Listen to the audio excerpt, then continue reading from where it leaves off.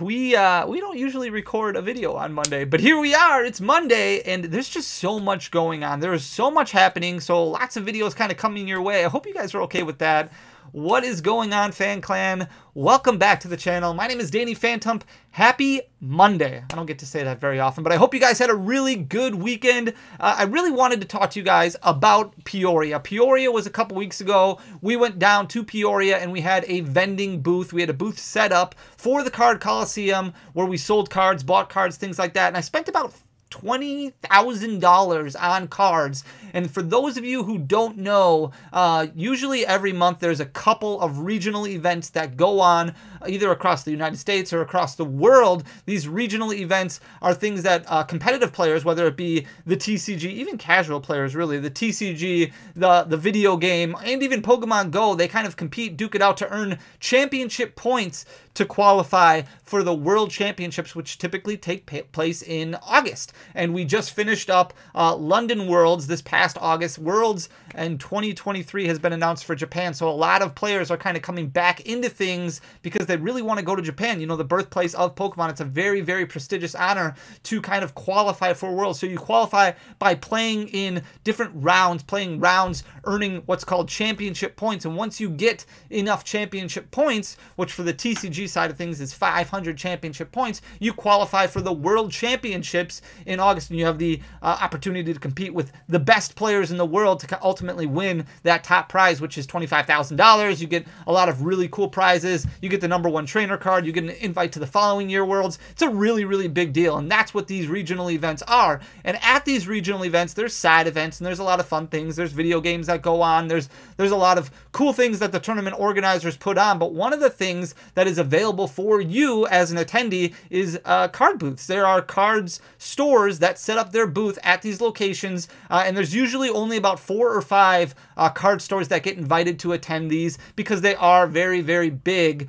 Usually you have a couple thousand people that are in attendance that are specific for Pokemon, so it's really targeted audience, targeted demographic, and we talk a lot about Pokemon. We talk a lot about chasing cards, collections, things like that, but we don't usually talk too much anymore about the business side of things, so I wanted to give you a little bit of insight as far as what it all means, what it all looks like when you kind of set things up. And unfortunately, it was so busy. It was absolutely packed. Peoria Regionals was one of, if not the biggest attended regional event when it comes to the trading card game. And like I said, you really have a targeted audience when it goes through that. So I kind of wanted to go over some of the bigger items, some of the more unique items that I bought, so that way you get a feel about some of the things that kind of walk through the doors at these regional events. And a lot of times, a lot of players are out there trading, they're opening up their binders, they're going through cards, and they're kind of exchanging different things back and forth. So there is opportunity there for you to kind of increase your collection, kind of grow your collection, maybe add some unique pieces.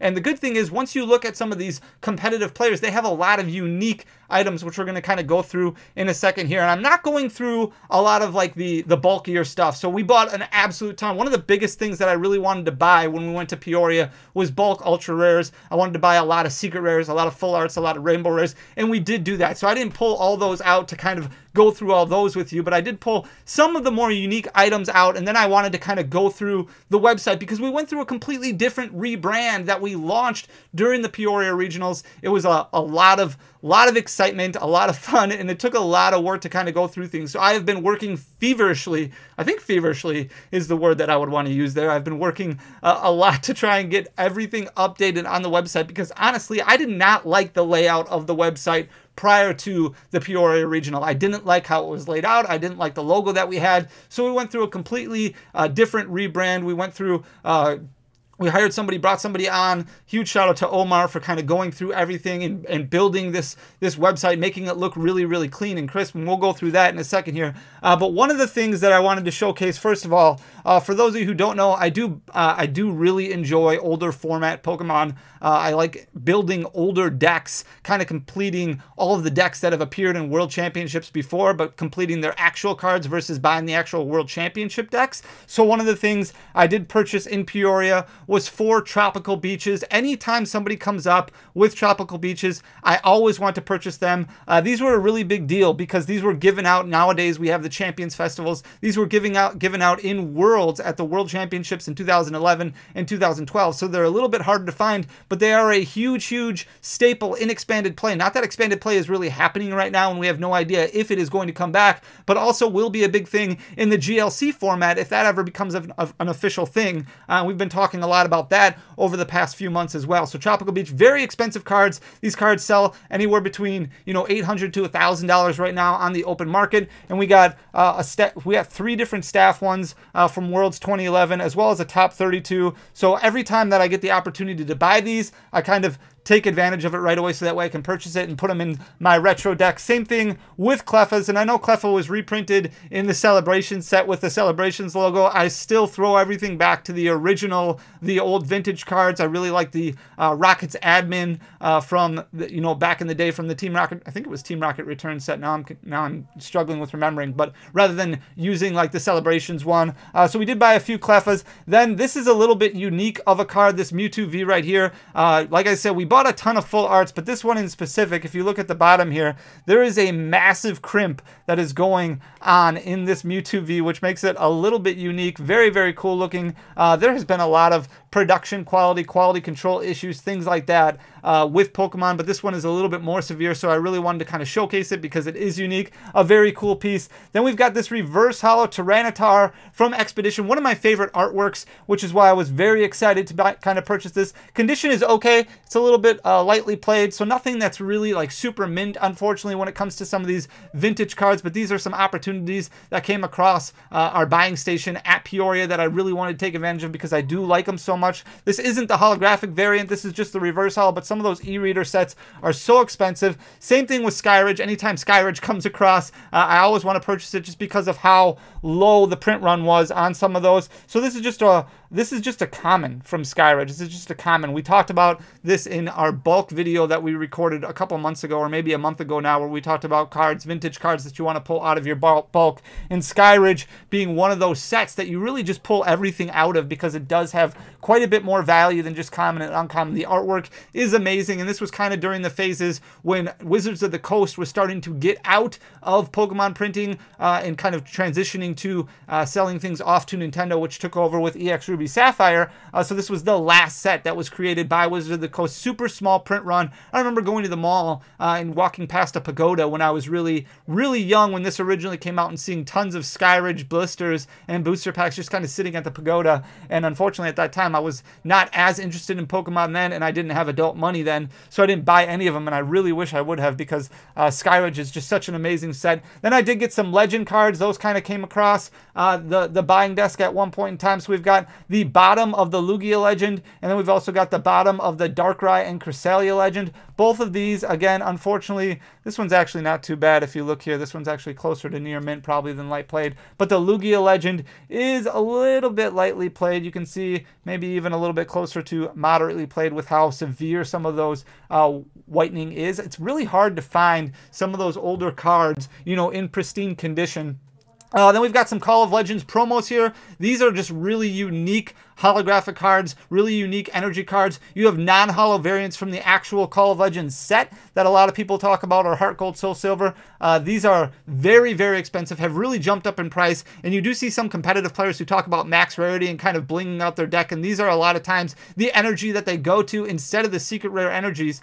Sometimes these sell around $30 a piece. Even the non-holo variants, which were just, uncommons, sell for, $15, $10. So very, very cool. One of the more expensive, especially basic energies that you'll ever see. Another thing that I like to buy is some of these unique cards from League Cup. So this is a first place Acerola from a League Cup. Very, very unique just because it does have that first place stamp on it. So there's not going to be a lot of them in existence. I'm also a big fan of staff cards. So I did buy some staff cards. This is a staff from a regional championship. I don't even remember what year this was, but this was a long time ago. This was quite a ways ago because this is from This is from an older set. And then we've got some staff cards here from Ultra Prism and Unified Minds and Burning Shadow. So you've got the Beware, Terrakion, Lucario, and Heatran. They don't make these anymore. They don't make staff cards anymore. So you can see the stamp, the staff stamp in the corner there. That makes it really unique to me. So you know there's not going to be as big of a population of these as some of the other ones. We've got an entire set of the Unbroken Bonds one. And then we've got a sealed pack still from Cosmic Eclipse, which is super cool. Really, really unique opportunity there because it is still in its sealed pack, so I definitely took advantage of that. And then one of the best cards from the original Wizards of the Coast era is Umbreon, and this one is in first edition right here, this holographic variant right here. Unfortunately, not perfect, not pristine, but definitely light play. Which is not too bad, actually, considering the age of this specific card. So definitely one of the more popular cards that I really wanted to showcase. And I did end up buying an Umbreon VMAX alternate art, a little bit off center on this one, which is why I think the person was more than willing to sell it when they actually pulled it at the event. So they were willing to kind of get rid of it fairly quickly because they knew it was a little bit off center. But really one of the more expensive modern cards that I did purchase. Then we got a Shining Kabutops here that I was able to find. This one's in pretty good condition. You can see a little bit whitening on the edge over here, which makes it closer to that lightly played. I've got some beat up gold stars that I did purchase. The Latias, definitely for the retro decks. This one has seen better days. As you can see, it's got some pretty severe edge wear on the side there and on the top, but overall not too terrible condition unless or until you take it out here, and it's got some pretty severe creasing going on it, which makes it very good for building old decks, but not very good for grading or anything like that. So it's definitely seen better days than this. Torchic has pretty well destroyed here. As you can see, a lot of hollow foil chipping over there, and then a lot of really heavy play and wear and tear on the back. Still a really unique piece. Really cool. These gold stars are definitely exploding in price, so really cool to get a hold of some of those. And then we've got 2 sealed staff packs from Vivid Voltage. This comes with one of each artwork.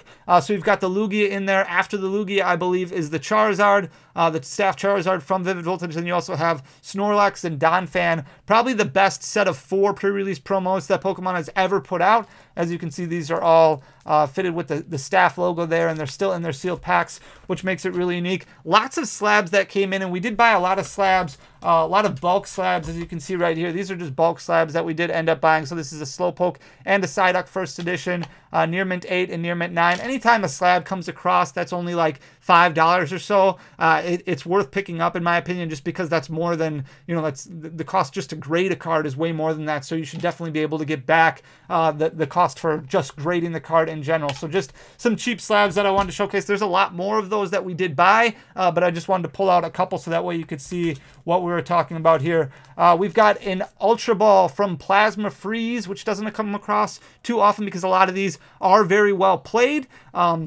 Near Mint 7 is what this one got, unfortunately. So not super high, but not a whole lot of these that are graded because a lot of them are played. We did get a Charizard V-Star Rainbow Rare in PSA 9, and then a Glaceon VMAX alternate art in PSA 9 as well. One of the best cards that I did buy down there, one of the more excitable cards that I bought down there, was a Snorlax, the gold Snorlax from Chilling Reign in PSA 10, but somebody did end up buying that right away, out of our case right away, so that one is already gone. Then we've got a Full Art Lily from Ultra Prism, obviously one of the most expensive full art trainers that are in existence. This one is a PSA 9, and then a Charizard VMAX PSA 10. This is the Rainbow Rare from Champion's Path. Super clean card, lots of these, high pop, lots of these in that PSA 10, so it still sells for about $400 roughly, but a lot of them that are in existence right now. So one of the biggest things and best things that I did end up buying was this sealed Expedition base blister, and you can see it does have some damage right up here with the creasing, unfortunately, but it's got a really cool framework. Really cool piece right here. It just doesn't come around too often, so I really wanted to kind of take advantage, and the frame that they put it in makes it super cool. I figured it would make, a really good kind of display piece on the shelving units back there. Something super unique, and it makes it, when it's sealed like this in the packaging, makes it very tough to tamper with in any way. I did have the opportunity to look at a base set booster box down there. Unfortunately, I had some concerns about it, so I decided to pass on it. Otherwise, I would have definitely made a deal for that, but this was probably one of the bigger pieces. I did buy a lot of other sealed product booster packs, things like that, but nothing that really is super excitable, you know, just Unbroken Bonds, Unified Minds, some of the older XY era sets, so nothing that's, you know, super vintage other than this one right here, which was super cool. With that being said, a lot of people do get confused about these regional events. You think people would want to go down there, these stores go down there with the intent of selling cards, and like I said before, having that target audience, which is awesome, but in a lot of cases, these storefronts are going down there looking more to buy cards, to buy inventory, things like that, so that way they can take them home, you know, and list them online or list them on TCG Player. It's a good place to find single inventory, because otherwise you're relying on buying them online or buying them just from people that kind of walk into your shop, and unfortunately that doesn't happen that often. So a lot of times people use these events to kind of sell these cards, and then stores are able to take advantage to continue to stock their singles, so that way they don't have to open up a bunch of product, because if you open up a bunch of product, we talked about this before, you're pretty much guaranteed to lose money. So with that being said, I'm going to flip you guys around, because I do want to show you guys the website just to kind of give you a good understanding of what it looks like. This is super clean, super sleek. I love the new outlook. You can go to thecardcoliseum.com or pkmncoliseum.com to access the website, which is very exciting. This is just kind of a brief overview. We've got the rolling images at the top here. Silver Tempest on here. I just really enjoy the color scheme. Really makes it kind of fill out. This is the new build your own pack break that we have going on every Wednesday, with the logo kind of showing in there, the graded cards, things like that, which is really exciting. And then you can just click these drop down menus right here to kind of get through everything here, so that way you see all the singles that we have listed. And like I said, I'm going to do my best to try and get as many of those singles up on the website as soon as I possibly can. I did get through a lot of the full art trainers and some of the secret, but I have a long way to go, because the website was seriously outdated. So be patient, continue to go back and look at the website. As you see, we're going to keep that thing updated as much as possible. Then we've got booster boxes, booster packs, elite trainer boxes, collection boxes, all Pokemon sealed. I'll probably get rid of this wholesale specials just because there's not really a good opportunity. You can find some of these items for even less than wholesale. One of the unique items here is if you go to this Lucario V-Star collection box, you can see the box that everyone wants right here. It's just a variant that's on there for $129.99. So that is the Charizard Ultra Premium Collection. So you can go and purchase one of those on the website right now for $129.99. You just have to go to the Lucario V-Star and click the box that everyone wants, add it to your account. We are limiting it to one per person. This is a pre-order. It would ship on October 28th, maybe a day or two before, depending on when we get them in. So really unique opportunity that kind of gave us the option of adding a variant, which we do for our pack break. So I kind of figured that out a while ago, and this is really how I wanted to release this, so that way it didn't get bought out all the time. So I know the image here says Lucario V-Star, but the box that everyone wants, I didn't want to put any keywords in there or anything like that. This is actually the Charizard Ultra Premium Collection. So go ahead, add that to your cart. We do have a limited amount available, and they will go quick, but I wanted to make sure that we delivered this as fairly as possible and give it out to you guys. So hopefully you take advantage of that. Guys, if you do appreciate this kind of content, hit that like button down below. Leave a comment, because it does go a long way for the algorithm, but most importantly, hit that subscribe button down below. We are slowly gaining to 100,000 subscribers. I'm glad you guys like the intro. I'm glad you guys like the trailer. Huge shout out to my sister for putting that together. I appreciate you guys so much. Thank you for everything. Until next time, peace.